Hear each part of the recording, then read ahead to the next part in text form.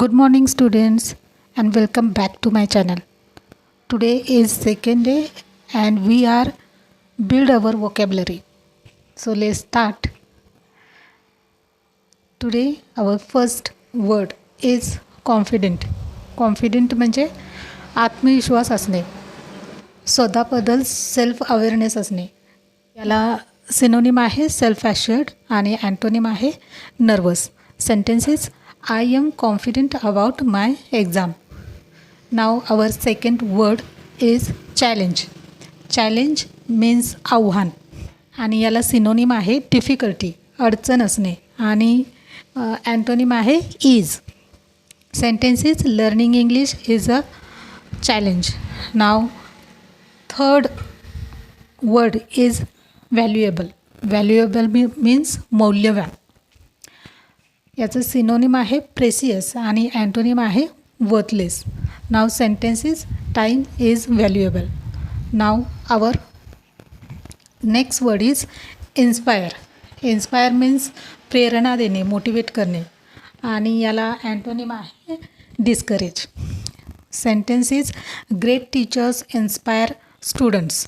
Now our fifth word is focus. Focus म्हणजे लक्ष केंद्रित करणे, कॉन्सन्ट्रेट करणे. यासाठी अँटोनिम आहे डिस्ट्रॅक्ट आणि sentences focus on your studies. Now our next word is patience. इथं पेशंट झालेलं आहे पण वाचताना पेशन्स असं वाचायचं आहे. मिनिंग इज संयमी आणि सिनोनिम काम असणे, शांत असणे. अँटोनिम इज इम्पेशन्स आणि याचं सेंटेन्स आहे be patience while learning. Now our next word is progress. Progress means प्रगती करणे आणि यासाठी सिनोनिम आहे इम्प्रूव्हमेंट आणि अँटोनिम आहे डिक्लाइन. यासाठी सेंटेन्स आहे आपलं I see progress in my English. Now our next word is skill. Skill म्हणजे कौशल्य, ॲबिलिटी असणे आणि याचे अँटोनिम आहे इनॲबिलिटी.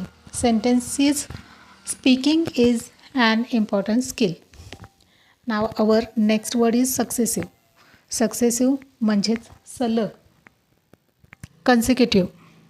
नाव याला अँटोनिम आहे इंटरप्टेड आणि याचं सेंटेन्स आहे ही वोन 3 सक्सेसिव्ह मॅचेस.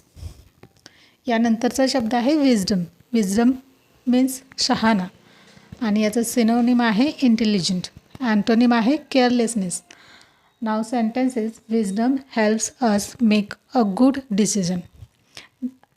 आता आपले 10 शब्द झालेले आहे आणि या 10 शब्दांचा वापर करून आपण एक पॅरेग्राफ तयार केलेला आहे जेणेकरून आपलं या 10 शब्दांचं पुन्हा प्रॅक्टिस होईल. So let's read this passage. I am confident that I can learn English. Every day brings a new challenge, but it is a valuable opportunity to grow. My teachers inspire me too on my studies. I remain patient because learning takes time. Slowly, I can see my progress. Speaking English is an important skill that I practice daily. After many successive days of hard work, I gain more wisdom and confidence.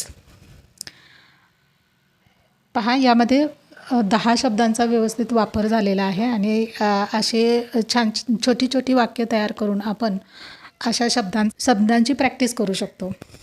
आणि आता यानंतर तुमच्यासाठी एक mini quiz आहे.